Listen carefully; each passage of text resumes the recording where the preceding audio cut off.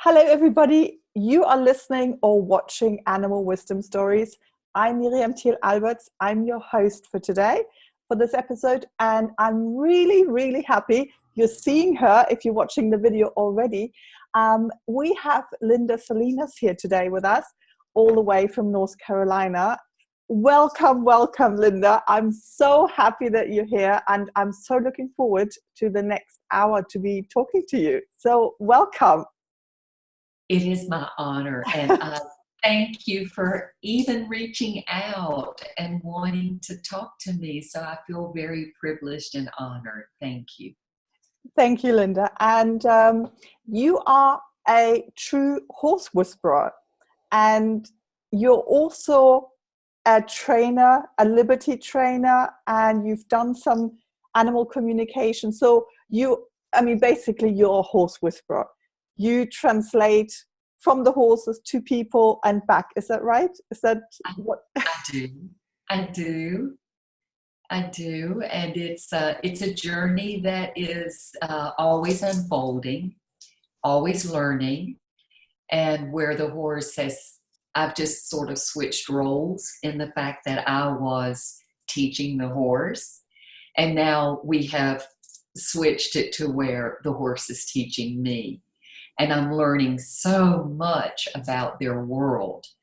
And this, I feel, is one of the reasons that is so exciting, the work that I am doing, because it's coming in fresh. It sounds amazing. And you're also offering now online courses to do this liberty or this work with the horses at liberty. Is that right? It's called True Connection, isn't it? Or Linda Salina's Academy? It is called True Connection by Linda Salinas. And the program, I have to say, was developed by the horses. That is amazing. And so, yeah, it is. This is the part that I am getting ready to release probably in June. And it's a 10 lessons of what happens when you just show up without expectations or agendas, and you allow the horse to come in. So it's a 3-part series. It involves going blank, which is the first step, where you come in with everything you absolutely have known. Right now I have an online academy where you learn the language of horses.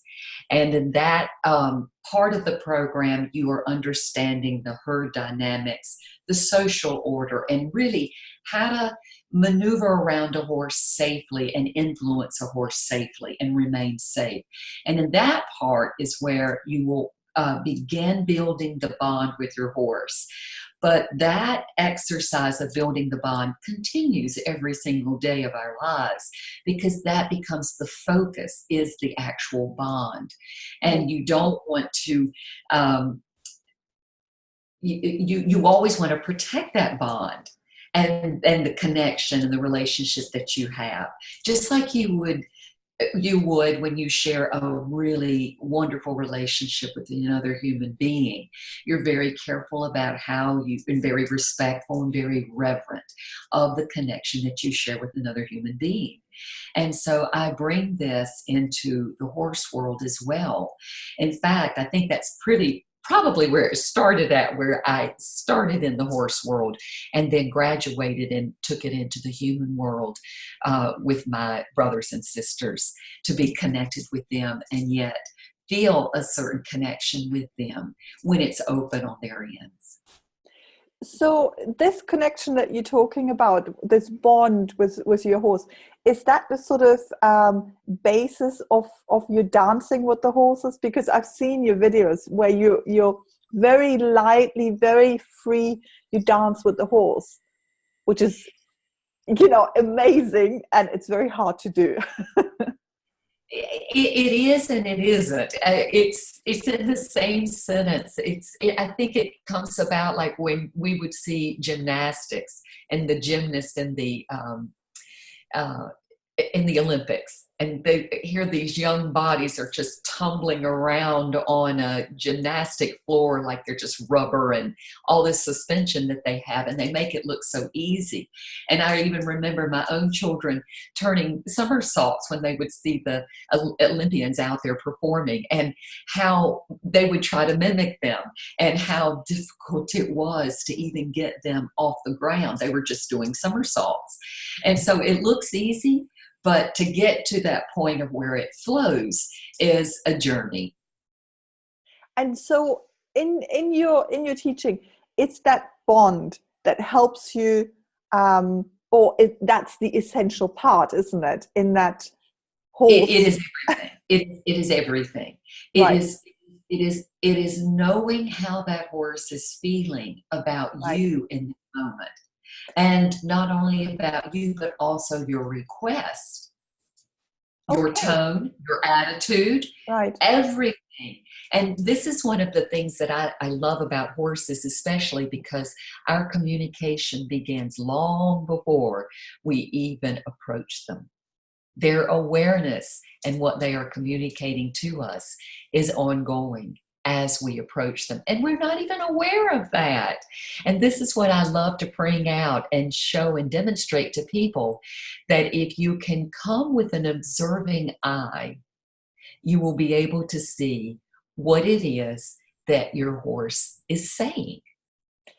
So why is it so important to really see what the horses are saying, what they really want in that moment? Because in traditional horse training, it's more about, what do I want? I've heard it many times in stables, you have to show him who's boss. You have to, why do you think, that's like an old approach, maybe?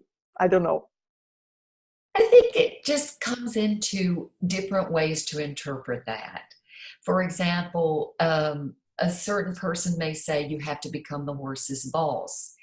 Another person may say, and this is my language that I use, is that you have to become an influence into the horse world if you want to be able to move in unison with that horse. You have to be offering some influence.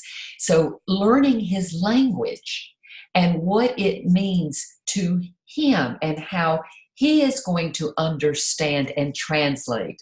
And I think this is the language has, taken on certain attitudes. The cowboy would say, yeah, you got to become their boss. And there is the truth to it, but it's the interpretation that I like to take away from it and take out the personal issue of how we would come about and teach our animals, say, for example, leadership. And so how would we approach that horse with some kind of influence? And what tools do we need to know? And that is when I come in and say, let's use our bond as our influence. Let's use our bond, because horses move horses around all the time, and that is their language. So, yeah, go ahead. Sorry. Okay. So my point is, it all, and therein becomes, how am I going to influence that horse? And am I going to come in with an attitude of, because I said so, because I can? And if you just stop and think about it, how would that feel to the recipient? Because I can, because I said so. Well, is that the best ingredient you can offer the relationship at that time? I don't think so, or at least not for me. So what I do is I try to look at that horse and how am I going to influence that horse? And there is some very basic herd behaviors that you have to know. And this is what I cover in the language of horses, which is an online program to help people understand how important it is, because what we're actually doing is we're entering into their world. They're not entering into our world. And that's a big misconception and foundation that I discuss because when we talk about natural horsemanship, how natural is it for a horse to be in a round pen? He doesn't use fences or barriers for communication. Yeah. He does. So I bring those down. It can be in the pasture or it can be in the arena, but wherever it is, I just really ask that the environment be one where the horse can escape my influence. Because if I ask him to do something too strong or too hard, I need to know that he can escape that from me. And that is just information for me that says I need to bring back down my intention, my communication skills, so that I can find this golden thread of connection that we are going to be sending our energy and communication to and through. And so that was what became so beautiful about being an animal communicator, is I knew and learned the dynamics of what it takes to communicate with animals and how the information comes. And once I knew that, then I could utilize that in allowing the animal to, with a bond, to simply throw it away and say, I'm done. This is what you've taught. I've learned from humans, but what can you teach me? This is where the meat and the bones and the meat and potatoes are for me as an animal communicator, is to say, this is what I've learned from humans. But now that I can communicate, what can you teach me? And it just unfolded so beautifully in my life through the experiences that I've had with my horses. So, and when you were saying that your horses have helped, or the horses helped you find this new approach of true connections, what happened? So you used to be a teacher or trainer of the waterhole rituals by Carolyn Resnick, and you were teaching all over the world, and now you came up with your own approach. So what happened? What came? Well, I have to correct you. It was the horses who came up with the a new approach. Okay, great. Okay, sorry. No, and the reason I say that is you're very correct. I was an instructor of the Carolyn Resnick method and the waterhole rituals. I continue to endorse Carolyn's method of training horses. However, when I felt that there was a part of me that was married to the program that would not allow me to listen to the animal. Okay. And so when I said, I'm just going to take what I know and throw it all away. And that is exactly what I did. I took everything I knew about horses and I threw it all away. And I'll never forget the first day I did that. I didn't even have my horse Shadow, which is my pretty much number one dance partner. I had my horse Bella, who is a brown and white, beautiful paint. But she is a horse who is known to push my triggers. And when I say that, she is the horse that has the most to teach me about my internal world, so to speak. So I don't always use her as a dance partner because I didn't feel that we were at that point. And yet the first day I went out there, threw everything away, and it was just one of the most magical moments that I have had with a horse. And fortunately, I was able to capture it on video, and it is on my website and up on Vimeo and YouTube. However, the footage has, as human error goes, has been destroyed by dropping my hard drive, and that piece of information went down the tubes. But at least I have where it was recorded to show exactly what happened when I threw everything away and what showed up and how I developed the new program. And what happened? Just let us know here.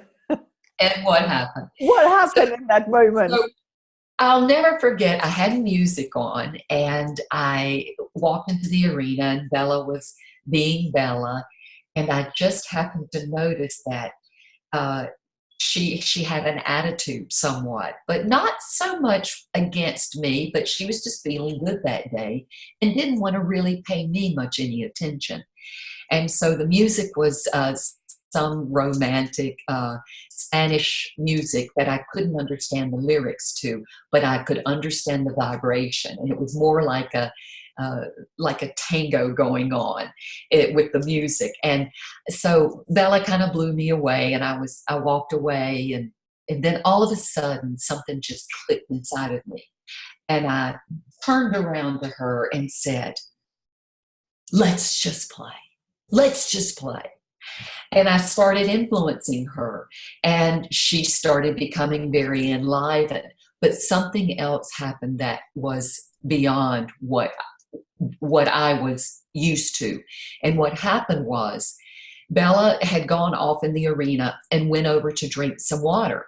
And when she did, as soon as she turned around, she instantly bolted for some odd reason. But there was an energy that flew through the arena. And the reason I know that is because I grabbed my hat and there was no wind blowing. But the energy made me feel that my hat was going to come off. And she started running around that arena. And normally I don't play with the horse that comes in with that kind of power because it's too much for me. I had no tool in my hand to create distance. I didn't have anything. And yet I heard a message that said, play with it. Play with it. And so here's Bella running around my arena and bucking and kicking, and she's coming toward me with this energy and lunging at me. And all I knew to do was go toward it. And at one point, she comes at me rearing up.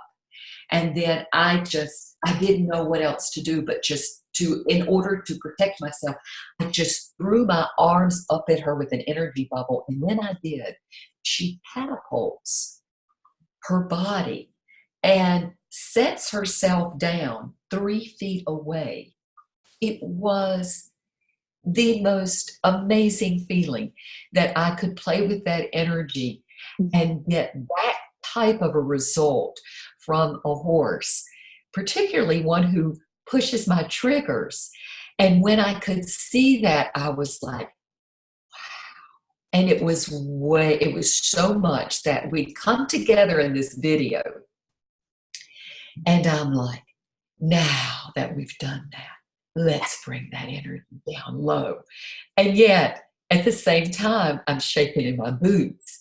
And yet, so excited to have played with what I consider danger. And yet, it didn't feel like danger to me. It was just this inviting energy that said, come dance with me. And I did. And I knew then that I wanted to open up that door and go down that road. And so I did. And that was when I actually developed what I am developing now is just 10 lessons. 3 will be giving out for free for those that are in the academy to get their feet wet about showing up, going blank, showing up and going live and what that looks like. What do you think changes if somebody, because I think we're in our society, we're very, very guarded all the time, and we like to hold on to things that we know that work, even though they might not be the best solutions for things. But so when you're telling me this, I can feel myself thinking, oh my God, what would I have done in that situation? Would I have been courageous enough to just let go in that moment and trust that I have, that I have that power to play with that energy and to not get knocked to the side or something like that. So I forgot what the question was basically, because I'm thinking about what would I have done? And you have to remember, I was in the arena as you would have pointed yourself to be out in the arena. I was doing the same thing, going, what am I going to do? I mean, I'm not playing with that. And yet I heard the message, play with it. play with it. And I stepped into that unknowingly. I do that a lot with, trust is your big word here. That's the biggest word in finding new beginnings and finding the courage to step out into the unknown and into the darkness. And yet this is what I find as an animal communicator that our animals are asking us to do. They're asking us to step into that part of ourselves that is unknown so that we can dance with them. Actually, this is a nice cue because I have an animal wisdom message, that's how I call them, from one of your horses, from Gramsey. And I thought this might be a nice place to actually read it because it kind of fits. Is it okay if I read the message from Gramsey? Oh, please share with us. So I asked Gramsey, what would you like to share with us today? And this is what Gramsey said. Hold on. Life is a continuation of new beginnings. Every day we wake up, every day you wake up, you have the chance to start fresh.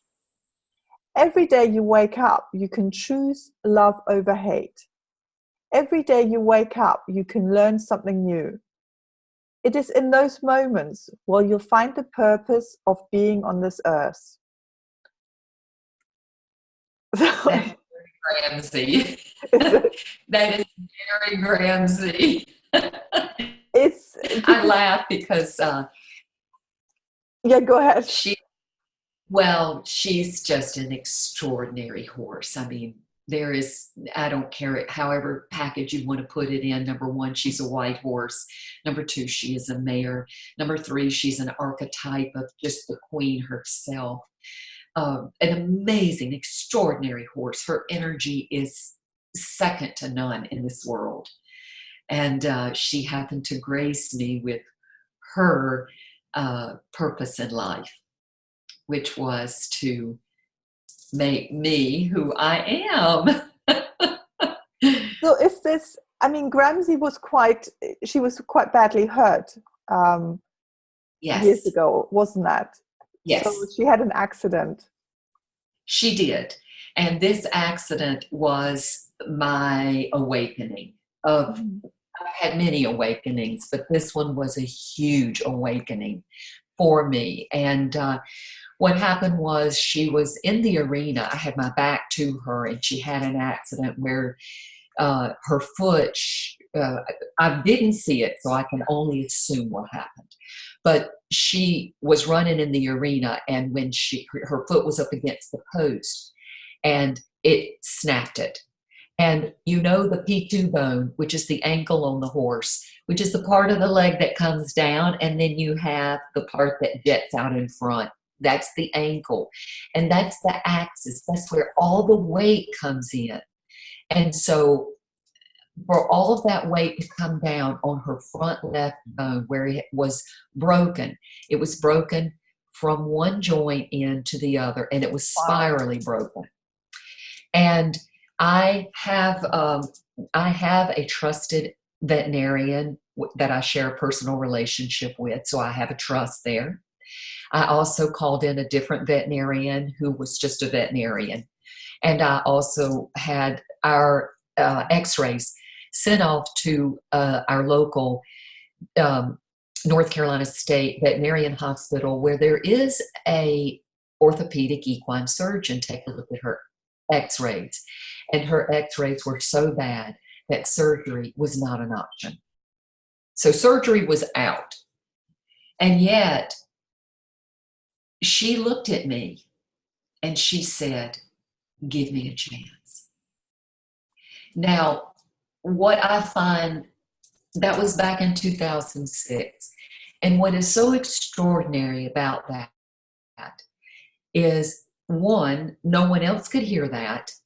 Two, I had only acquired Gramsey 2 months previous to her breaking her ankle. So I did not have a deep history with this mare. I have never been on her back. I've never ridden her. When she came, I gave her a period of adjustment to settle in. And in that length of time, she broke her bone. But what happened was there was this driving force inside of me. And this is where my animal communication muddies the water into energy, because we're finding language to describe things, but we're having to find the language for what is really happening. And that has been the journey and part of the process as well. It's been so difficult to get what really happened out. So with Gramsey, she didn't say she was going to make it. She just said, give her a chance. Well, who was going to take that bet? Who? Because obviously, surgery wasn't an option. They were turning me down. And everyone else, there was just no, they explained to me as a human, we can go and lay down in our beds and take the weight off and allow that bone to heal itself. Or we have surgery and we put plates and we put it back together again. The break was so bad, surgery was not an option.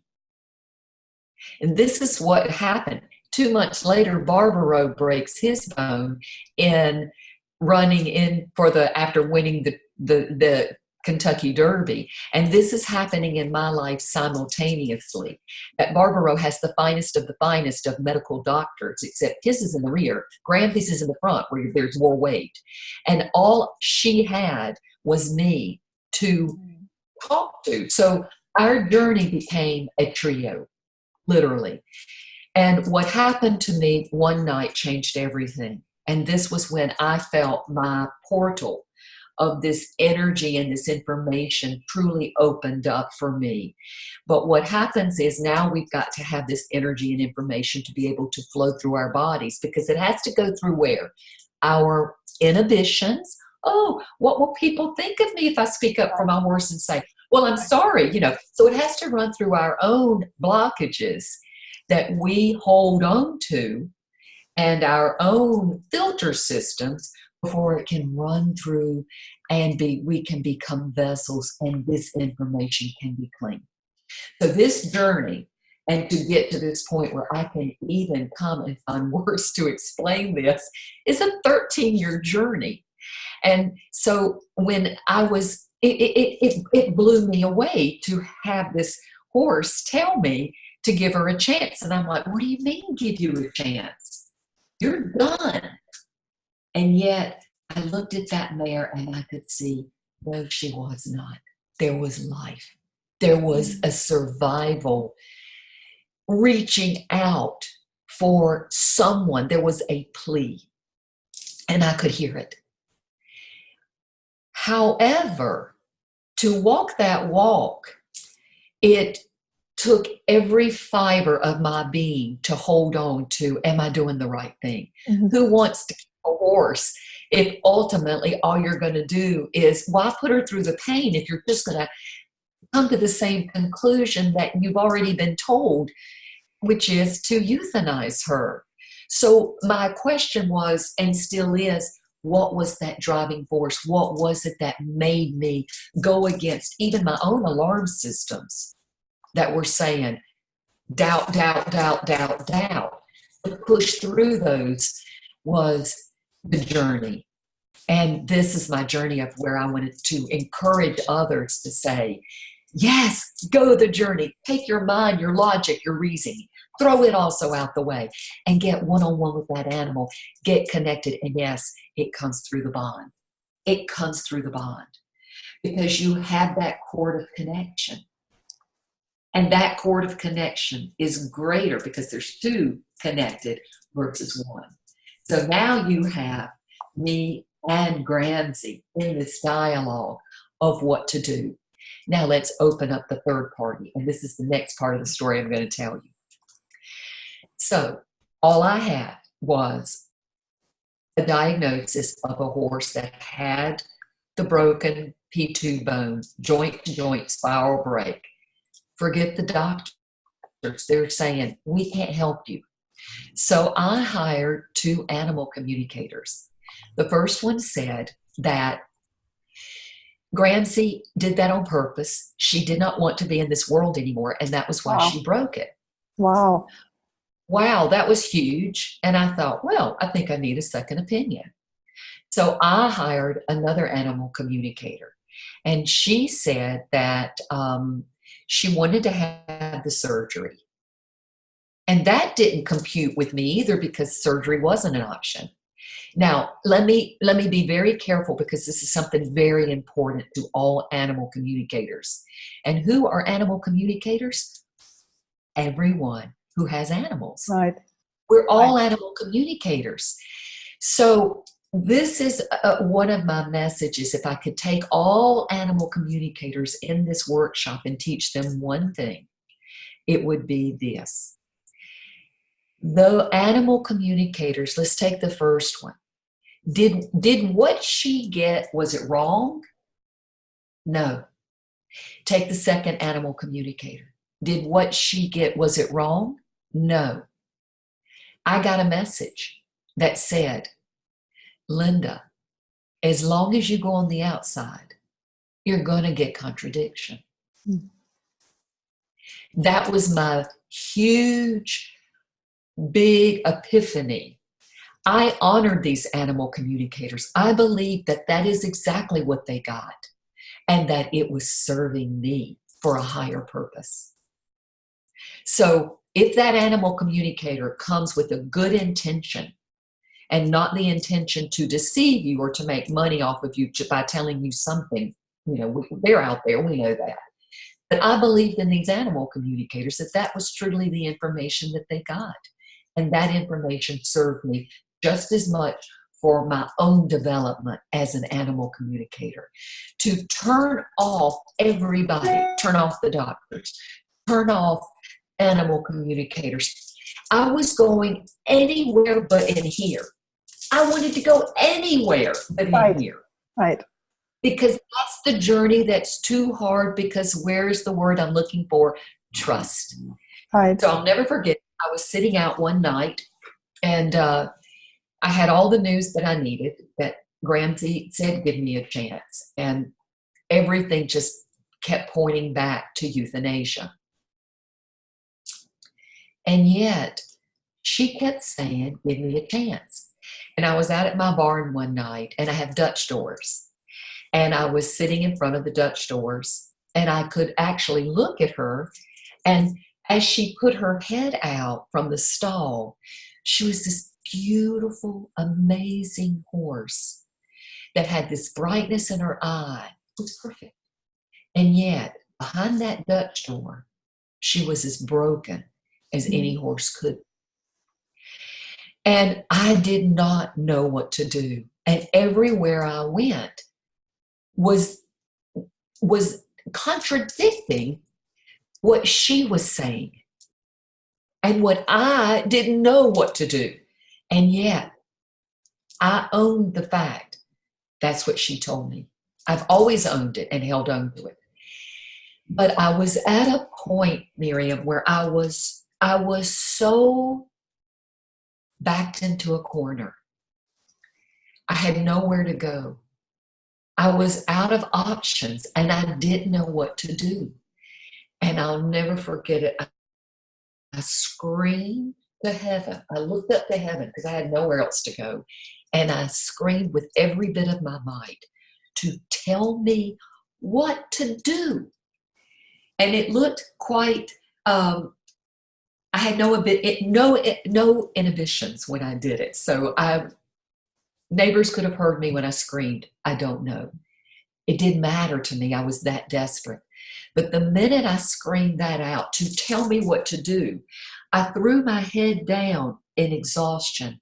And in that moment, I began receiving images. Bright, colorful images. And I knew without a doubt that in my language, in my translation, in my words, that was God, the creative force, the universe, this power communicating with me. And we became a trinity. Gramsci, myself, and this communication that was coming through me, and comes through us when animals begin to speak to us. And that opened up that portal. And here we are today talking about it 13 years later. It's been an extraordinary journey. I And think it's amazing. And yeah, so, do you think that when we're at that point, when we're ready to let go of these old methods that we decided to take on, or these old belief systems, that something happens? You know, for you, something happened, you know, something opened up, and over a sudden, you become more in tune and you become stronger in a way.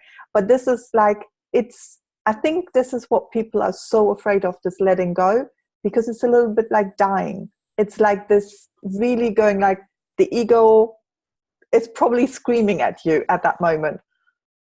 I have to share, it is truly the hardest thing that I really ever have done. It's like walking off in the dark on a diving board, and you get to the end of it because your feet can feel there is no more, and you get a message to jump, and it's dark and you don't know what is there. And to take that, and it is like that. So I don't take the journey unless I'm forced. Right. I mean, Because it's wonderful to not take it. It really is, and it comes with a lot of agony, a lot of resistance, and a lot of pain. It was horrendous to come to that place within myself, but only to learn. And we talk about letting go of these old thought patterns, only to find out that those are new thought patterns. The old thought patterns are the ones I'm connecting back to. And that is that these energies are here all along, and we have split off. Humanity's thinking has not evolved and brought those teachings with them. So I'm having to go back in and make my own reconnections to them. And so what changed in your life, like in your personal life, in your development, after this amazing journey? I mean, your horse was okay, right? I mean, she lived, and you were able to help the horse back to health. It was a long 8 months. And in that 8 months, there were so many beautiful things that unfolded. There were a lot of moments of, it was time. She's not going to make it. I tried this. It didn't work. Only she would rally through.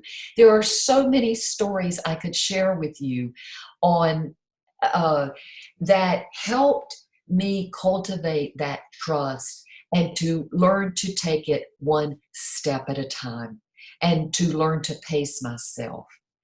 And that journey was a solo journey. And it was, as I said, between the horse and God. And from there, it has continued me on. The Trinity still continues. It's grown in the fact that now it's my herd of horses, and now it's my community of people that I'm teaching that are also of this same belief system and like-mindedness. And we also get the results that we get by believing in that way, that it is energy.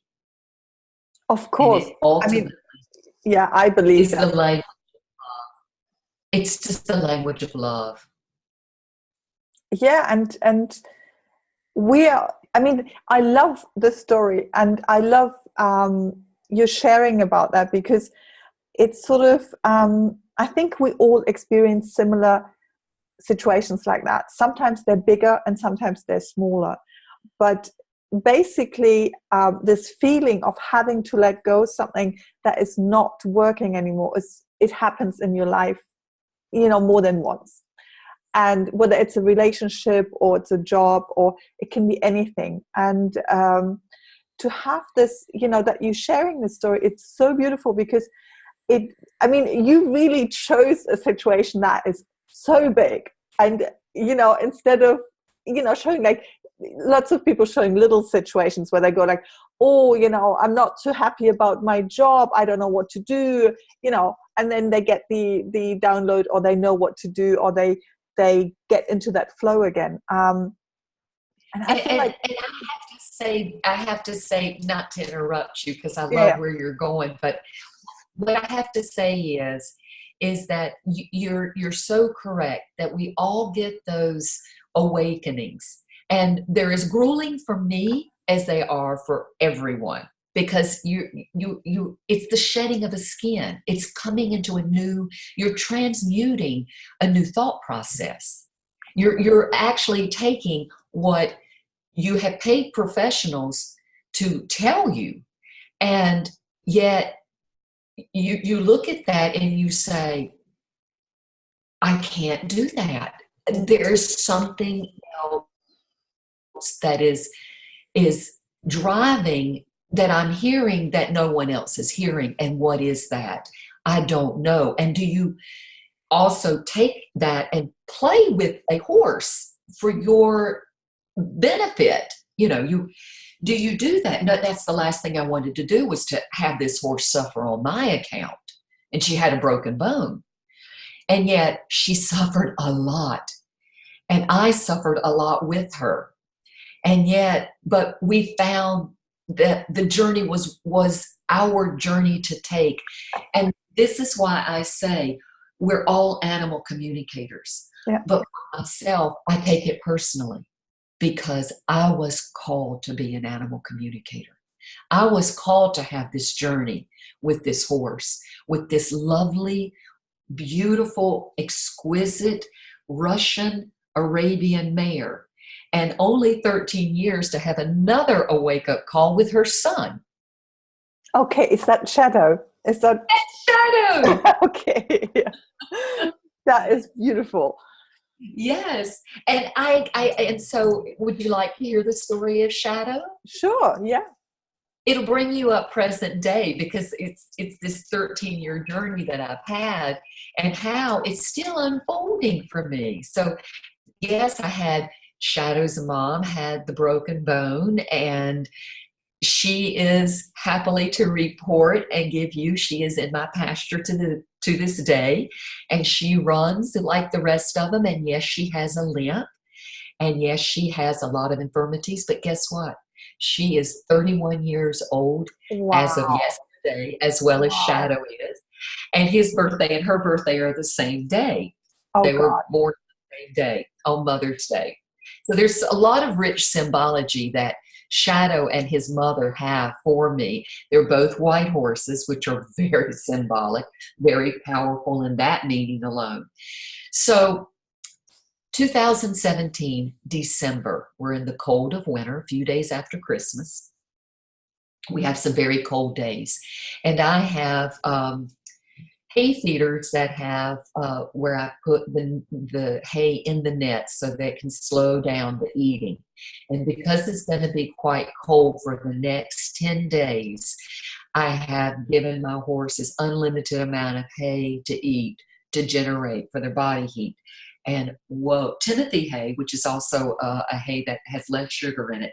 And lo and behold, in the dead of winter, in all this cold, my horse Shadow gets an attack of laminitis. Oh my God.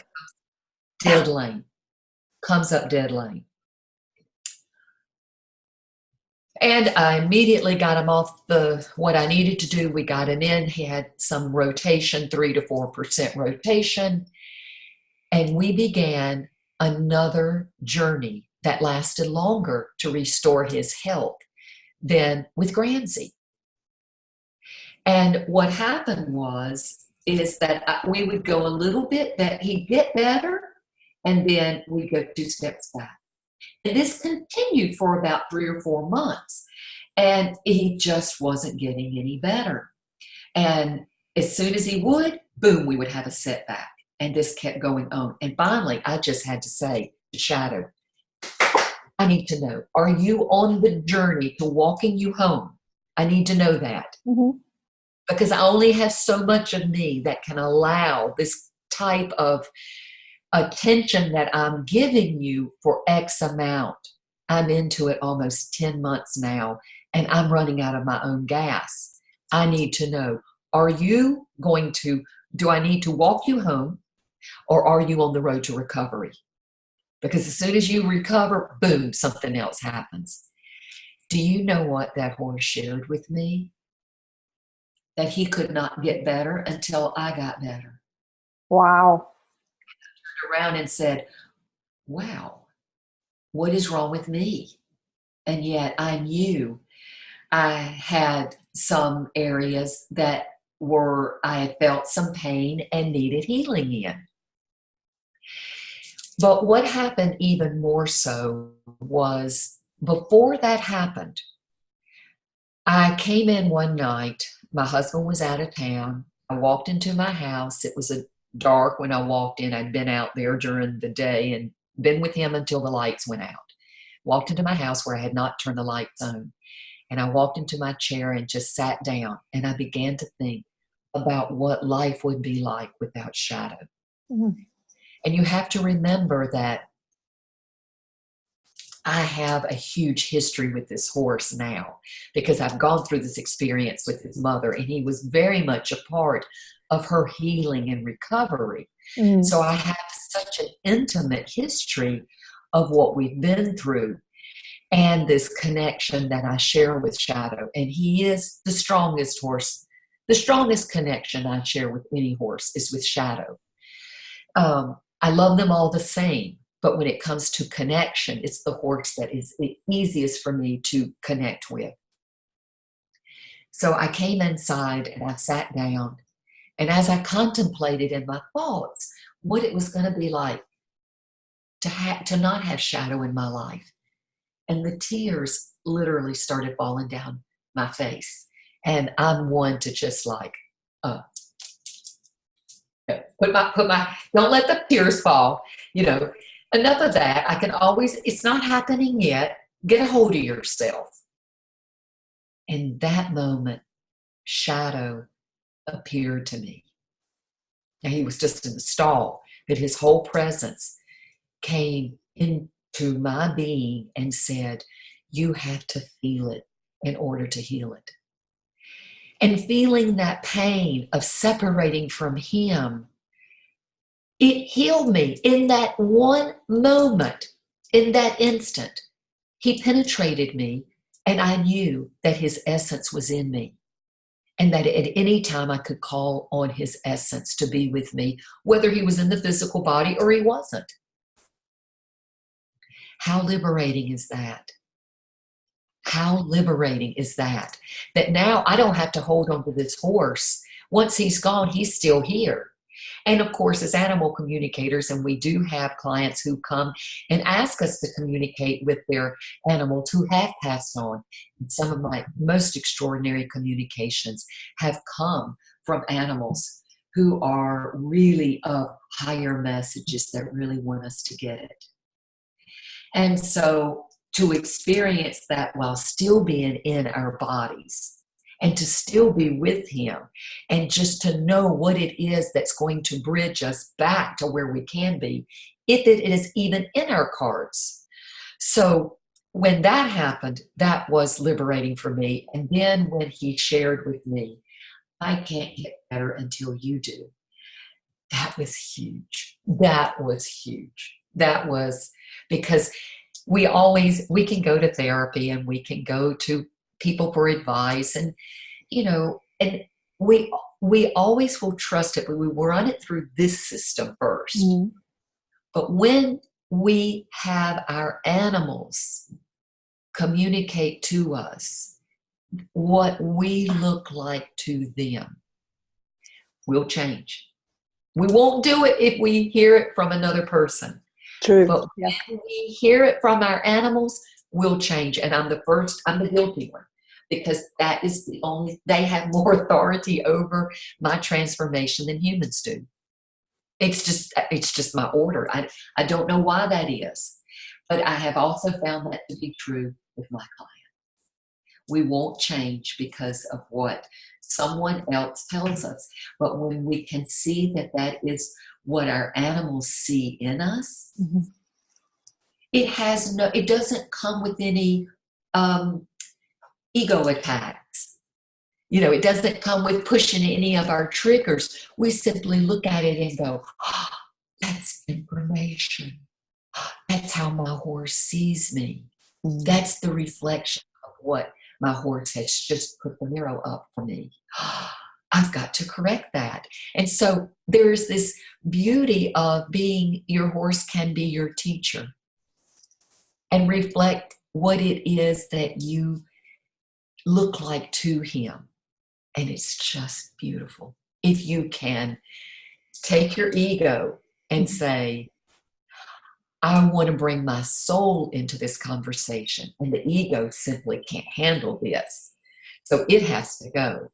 I want the wisdom. That is soul information for me. And that's where I go. So, I mean, I know what you're talking about because I have a white horse as well. So, and my horse has actually helped me heal. Yes. And from kind of childhood trauma, childhood beliefs, and he helped me in a way that I was ready to take on a relationship, that I was able to get married, to open up to another human being. And I needed that connection to my horse first, because my horse or animals, they don't tell me things that are not true. I had this problem that as a child, I would always see what people were trying to say, wanting to say, and behind what they were saying. I mean, I always saw this discrepancy between what they were actually saying and what was hiding behind that. And my horse didn't have that. So this was the first time in my life where I felt like it's safe for me to believe what he's saying. When he said to me, I want to be in the film, and I made a film about us, our journey, I didn't, I didn't feel that I needed to protect myself, because my horse had not, I mean, we had problems. He was wild when I got him, but he was true. He was true in his wildness, and he was true in his sweetness. There was never any, for me, any feeling that I can't trust him because he's saying one thing and doing another thing. No, he was true to what he was doing. When he was scared, he was scared. Yes. So, and this is so true. And this is where I feel that, Miriam, that your horse allowed the shedding of your skin, the old belief system. And one of the things that you said that I so identify with is, as a child, and I was raised in a family where animals were considered family members. So I had a very healthy outlook on animals, and they were part of my healing. Even as a young child, animals never disappointed me. The humans, they could tell me something, and it was like, oh, that just disappointed me. And so I would just go, I could find heaven on earth always by being with my animals. It was never hard for me. So what happened was, but like you, and as an empath, and I'm sure you are as well, you could, by the time the words or the language was used, it was misusing the language, because the language, the words are the caboose of the message, basically. It begins with the thought, the feeling, the tone, the attitude, the intensity, the intention, before it ever makes it out of our mouths. But when we're little and we're children, we see how, and we're guilty of it, but how language is misused to not represent the true feeling in a way that can get the outcome that we need. And this is the beauty of working with animals, I have found. So now I can find the words that I need to be able to bring in the language so that I can teach these people this, be mindful of these words. They have power. Right. And our words are our vibration. Yeah. And if we do use our language, let us use our language for one of understanding. I'm not here to push your triggers. Horses do that good enough for us, and I just get to be the translator. So I put myself in a very neutral position, a very safe position to be with when I am working with clients who are bringing me their animals as well. So in your new approach and in the True Connections trainings, do you use the animal communication still as a tool in that communication between human and animal? I do. In fact, and this was what was so odd about what my journey, because it was my horse Gramsey, Shadow's mother, who sent me down the road of animal communication. Okay. And yet, when Shadow, I had the experience with her son, and he tells me you have to feel it to heal it. And I have what I refer to as a mystical experience with my horse Shadow. And so what is opening up for me is a mystical realm, which is what I refer to the archetypal energies and messages that come down. And horses can take on certain archetypal energies. Mm-hmm. For example, if you look at my horse Gramsey, we were all to interact with her, we would all come back and say she is absolutely monarchy. She is the quintessential queen. She is not nice. She's not warm and fuzzy. She embodies her role to perfection. Her role is she's just like Queen Elizabeth. She's on duty all the time to be the matriarch of honing in, she is the conduit, the vessel, the messenger of utilizing my calling as an animal communicator.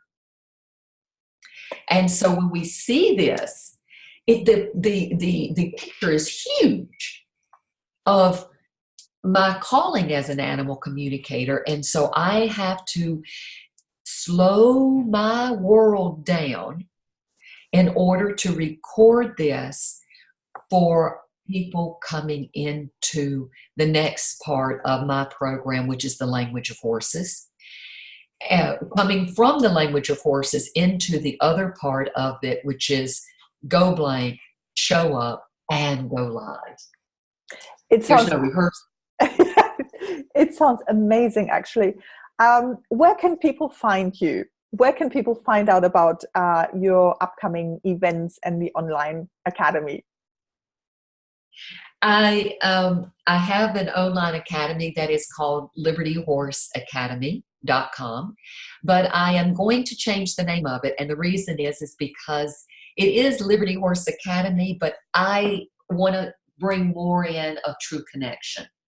So I'm going out there. You're catching me right in a transition of one name into another, because all of this encompasses True Connection by Linda Salinas. But Miriam, what I want is to create this audience of teachers and like-minded people who can go out and do this work, because we are of service to the animal. So I'm offering, I am taking on teachers. I'm working on that program as well in the background of taking teachers to say, I teach True Connection, and then they put their name behind it, because it is True Connection by, because it comes into, these are the steps. You go blank. You put yourself in the observation mode, and then you work with what you know about the language of horses to keep yourself safe in the interaction and to be able to influence the horse.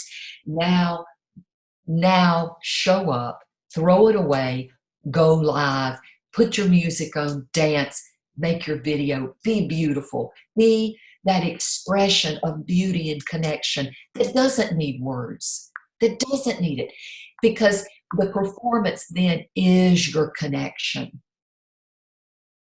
That's the performance. You sold me your next workshop. It sounds so amazing, I really, and your True Connections, that is on Facebook. You have a Facebook page for that already under the new name, isn't it? Where you would probably post all your upcoming events and workshops and all that.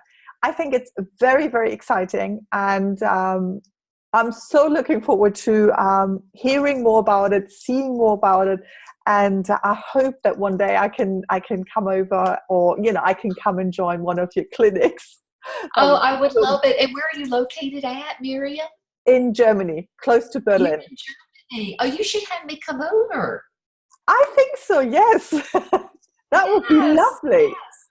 So I would love that. Or even get a group and have you come over and we can, one way or the other, it doesn't matter. Or even if we can, this is the point. I never wanted the distance to be a factor, which is right, why I chose to really go and do this all online. And like I said, you're just now connecting with me. I'm just getting ready to release not 10 lessons, because they're not lessons. Lessons right, are you show up and then I tell you what to do. I tell you what happens and what's showing up and what I'm going to do about that. So how do we find our connection? By just showing up. yeah, We could just sit there in chairs if we wanted to. right, And that is a conversation in itself.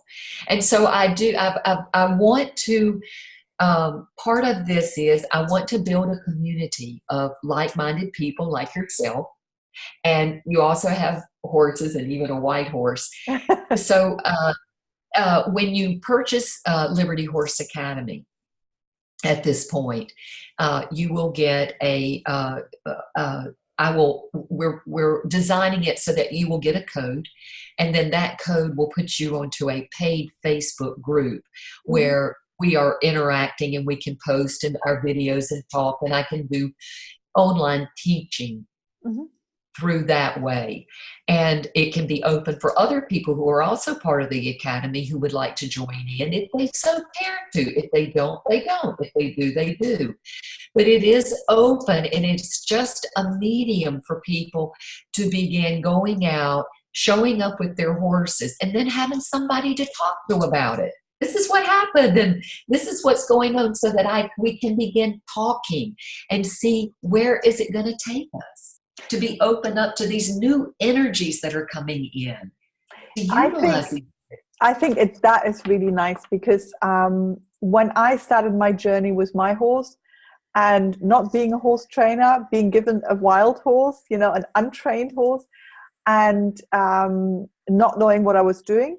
So for me, the animal communication was actually, something that I could do, and the Reiki healing and the Bach flowers. And so, but this journey can also sometimes be quite lonely, because you're Yes. basically against a lot of people. When you tell somebody, a normal horse trainer, I had to clear, a past life trauma in my horse that we both were holding on to, or, some bad experiences.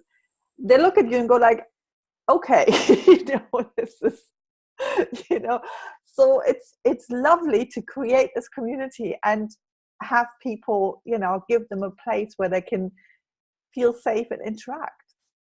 Well, and for myself, and you know this, and we all know this, our awakenings are only for us. And that journey to awaken is the solo journey, and it is very painful.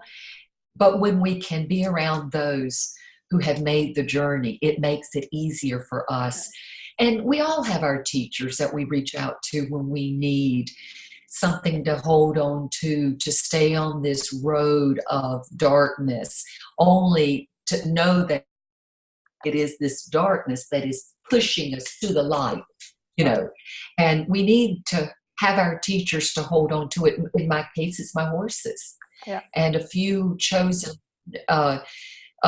teachers that are also offering online information, because they want to have it available for people who are going through the processes that I'm going through. It's our support system. We have to have it. What we're really doing is we're transitioning ourselves into a different way of, we're morphing into a new world of energy, and we're caught between worlds. And so these pioneers like yourself who have gone through this journey, so that when we get this wild horse, we go, oh, but I have these tools. And then the other person who doesn't have those tools may have the body language like I have. And then I put together both of these tools and show you how it is, because communication basically is a huge subject, huge. And so to break it down, we have to know what it is that we're communicating first to our animals. Yeah. And that's to own ourselves as animal communicators. You know, if you have your dog out there and you only feed it once a day, and that's the only interaction you have with your dog, guess what? That dog still wags his tail when you come. And all you've communicated is, I'm just a person at 5 o'clock that comes and feeds you. That's all I am. That is what you have communicated to that dog. That dog doesn't sit there and go, you don't pet me, you don't play with me. He doesn't do that. He goes, oh, here comes the 5 o'clock person, and that person happens to be. So that person is good to that dog. He sees that person as good. And we're the ones who say, the judgment comes. True. And we do it to ourselves. Yeah. We judge ourselves. So my whole thing is, throw that away. That just is not going to serve you. It's going to keep you in that loop mind thinking, and you're never going to wake up. So let go of that and be on with it. That is so nice. And thank you so much, Linda. I mean, I could continue talking to you, and I think that we have to jump back on the Zoom at some point in the future, so that we can talk about maybe after you launched and see, you know, how's it going and all that, just to get an update, because I would love to hear what's going on. I would love it as well. I'll let you know when because it's coming in. It probably will be closer to the end of May, but I would say in June. That as I had said in the spring, and I'm getting really close to my deadlines, but I love to work with deadlines because that keeps me from going off and having so many other distractions. Right. And so I'm coming in right on time on it, and I've taken all the distractions and gave myself a real ample deadline, and it's coming right to the wire. I could have done it in such a small amount of time, but I gave myself that room for all that could go wrong. Oh my gosh, did it ever? So you said you were leading us in a little meditation to kind of wrap this up, and I'm looking forward to taking part in a small little meditation if you're ready. I would love nothing more. So if you can, just take a nice deep breath and put your feet flat on the floor and just inhale and exhale. And to know that your breath is the most important thing in life. For without it, you would cease to exist with less than 4 minutes. And that your breath is a force of creation in itself that you don't even have to control. And yet, it is that breath that will connect you with all there is to know in that present moment. Feel the power of the simple breath as you act, knowing that it is bringing well-being not only to each and every cell in your body, all the trillions of cells, as well as it connects you to the whole of all of life. We are one. Amen. And when you're ready, it's a nice way to just say, we are one. And what we do to one, we do to ourselves. Namaste. Thank you so much. Thank you, Linda. My joy. My joy. Thank you. Okay, bye. Thank you. And I didn't know if you wanted to cut off the recording and keep